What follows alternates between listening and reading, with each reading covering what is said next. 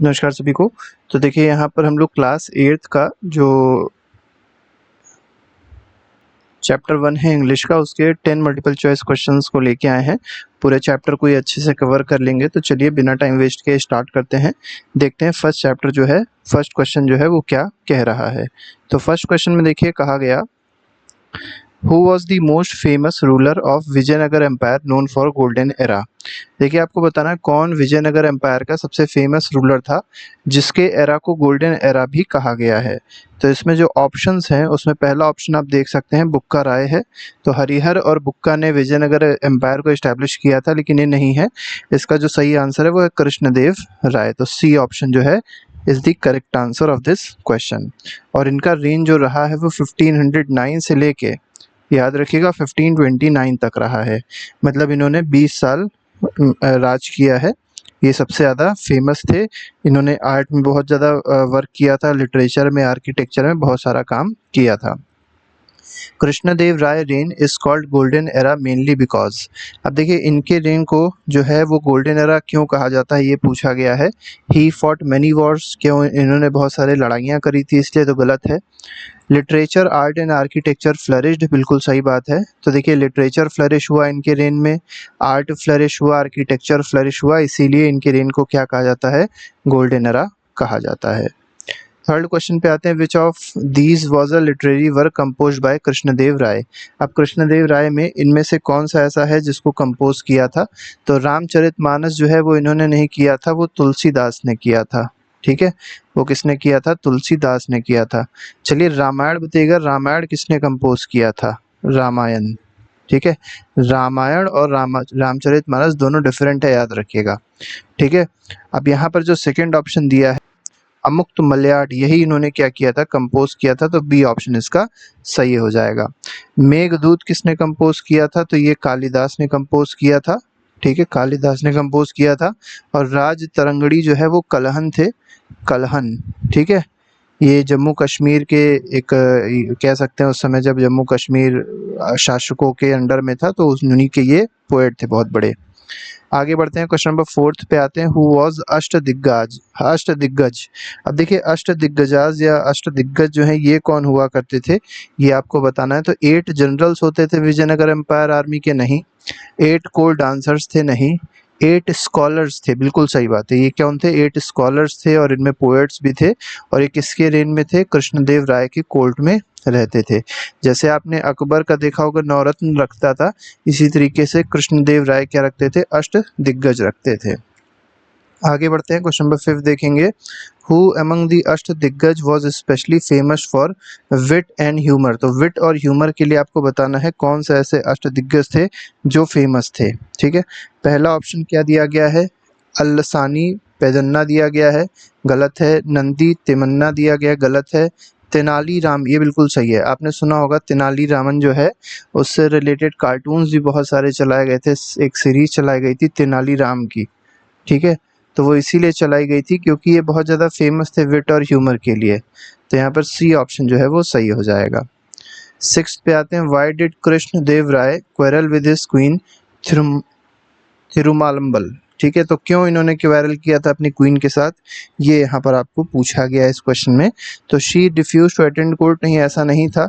She yawned while he recited his poem, ये बिल्कुल सही है। इनको थोड़ी सी जमाई आ गई थी, यॉनिंग करने लग गई थी जब वो अपनी पोएम को क्या कर रहे थे, रिसाइट कर रहे थे, पढ़ रहे थे। ठीक है, सुना रहे थे लोगों को। क्वेश्चन नंबर 7 पे आते हैं, why how did Tenaliram finally make the king realise his mistake.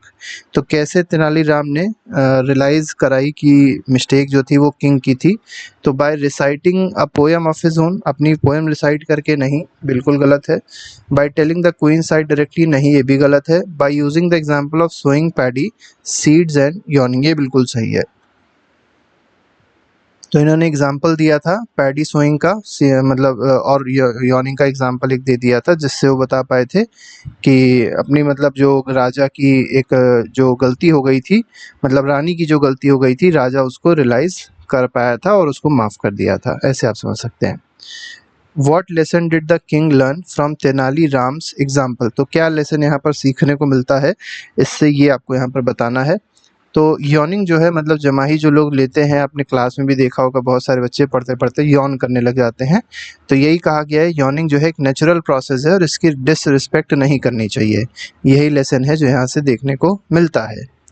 What happened after the quarrel was resolved? अब देखिए जब क्वेरल जो हुआ, जब वो रिजॉल्व हो गया, तब क्या निष्कर्ष निकला, क्या हुआ इसके बाद, ये आपको बताना है।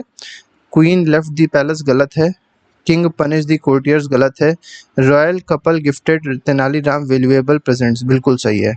तो रॉयल कपल जो थे मतलब कृष्णदेव राय और उनकी जो क्वीन थी, उन्होंने तेनालीराम को वैल्यूएबल प्रेजेंट्स प्रोवाइड किए थे। तो ये इसका सही आंसर हो जाएगा। अगले पे आते हैं। What does this story mainly highlight? तो ये जो स्टोरी है पूरी, ये क्या हाईलाइट करती है, ये इस क्वेश्चन में आपसे पूछा गया है। Importance of agriculture in Vijayanagar empire ने ये तो नहीं हाईलाइट करती है। Tenaliram's wit and wisdom in solving problems, ये बिल्कुल सही है। ठीक है, तो तेनालीराम का विट और विजडम क्या करता था, प्रॉब्लम को सॉल्व कर देता था। अब आप समझ गए होंगे विट और विजडम क्यों रखा गया इस स्टोरी का नाम। तो विट मतलब बुद्धि और विवेक ऐसे समझ सकते हैं इसको, और वो तेनालीराम के पास बहुत ज़्यादा था। ठीक है, तो वो उसी अपनी बुद्धि और विवेक से क्या कर देते थे, कोई भी प्रॉब्लम होती थी विजयनगर एम्पायर में उसको सॉल्व कर देते थे। चलिए अब हम लोग 5 क्वेश्चंस भी देख लेते हैं, क्वेश्चन आंसर्स देख लेते हैं, जिससे आपका और अच्छा रिवीजन हो जाएगा। तो देखिए फर्स्ट क्वेश्चन में क्या कहा गया है। फर्स्ट क्वेश्चन जो है कह रहा है who was the most famous ruler of Vijayanagara empire and why his reign was called golden empire. तो आपको पता ही चल गया होगा इसको गोल्डन एरा क्यों कहते थे। तो कृष्णदेव राय हैं जिनका जो सबसे ज़्यादा फेमस रूलर थे, और इनके रेन को गोल्डन एरा इसलिए कहा गया है क्योंकि लिटरेचर, आर्किटेक्चर बहुत ज़्यादा फ्लरिश किया था इनके टाइम पे। सेकंड क्वेश्चन कह रहा है why did king Krishnadeva Raya quarrel with queen Thirummabal. तो देखिए इन्होंने क्वेरल क्यों किया था, क्यों झगड़ा हो गया था अपनी क्वीन के साथ में। तो ये अपनी क्वीन को क्या सुना रहे थे, कहानी सुना रहे थे, अपनी पोएम सुना रहे थे, कहानी सुना रहे थे। और क्योंकि वो थकी हुई थी तो उनको जमाही आ गई, उनको थोड़ा सा थकान सी ही तो जमाही आ गई। ठीक है, इस वजह से इनको थोड़ा सा गुस्सा आ गया था। ठीक है, इसीलिए लड़ाई हो गई थी दोनों के बीच में। तो जब वो अपनी पोएम सुना रहे थे, वही आंसर है इसका, और इन्होंने इस चीज़ को इंसल्ट के रूप में ले लिया था। Who did the queen approach for help to resolve the quarrel? अब देखिए जब ये क्वेरल हुआ तो क्वीन परेशान हो गई, तो ये किसके पास गई अपनी प्रॉब्लम को सॉल्व कराने के लिए। तो ये तेनालीराम के पास जाती हैं, बहुत बुद्धिमान थे तेनालीराम, इनके पास जाती हैं और अपनी प्रॉब्लम को सॉल्व करवाती हैं किसी भी तरीके से। ठीक है, तो अगले दिन जो है वो प्रॉब्लम सॉल्व होती है। What clever example did Tenaliram use in the court to make the king realize his mistake? तो कौन सा एग्जाम्पल तेनालीराम ने यूज़ किया था। तो तेनालीराम ने वहाँ पर बात चल रही थी एग्रीकल्चर से रिलेटेड, पैडी सीड से रिलेटेड।